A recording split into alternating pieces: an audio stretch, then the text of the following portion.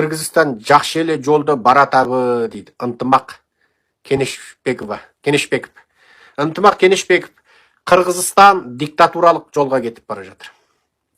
Мына Садыр Жапаров диктатор. Ол мына айналасындагы мына Сартыстанның президенти Мирзаевтан, мына Казакстандын президенти Токаевтан үйрөнгөнүн istеп, өзүн ары карай такына жабыстырып отургузуп коймакчы болуп жатыр. Өзү 6-7 миллион гана кыргыз эт. Onun байлыгы сол алтын гендер эт. Мына Садыр Жапаров onun барлыгын сол Путиндин кеңирдегине тыгып өзүнүн тагын сактау үчүн. Кайта сол Путиндин айналасындагы жаңагы белди тулгаларды жагалап, бул Кыргызстанды кыскасы терс жолго кетип бара жатыр.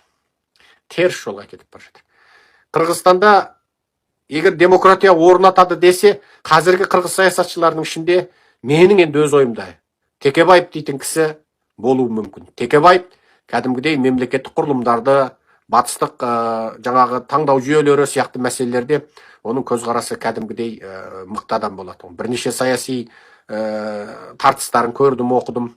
Бирок мына Садыр Жапаров әсире мәскеушүл, әсире орусчул, одан кыргызга жакшылык келмейди.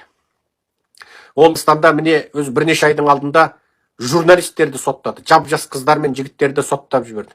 Журналисттерди соттагандан кийин ак оны Кудайдын урганы сол. Ягни эркин сөзгө, эркин ойга, уксамаган пикирге каршы тургандан ак онун басынан бакайшыгына дейин диктатор экендигин көрүүгө болот.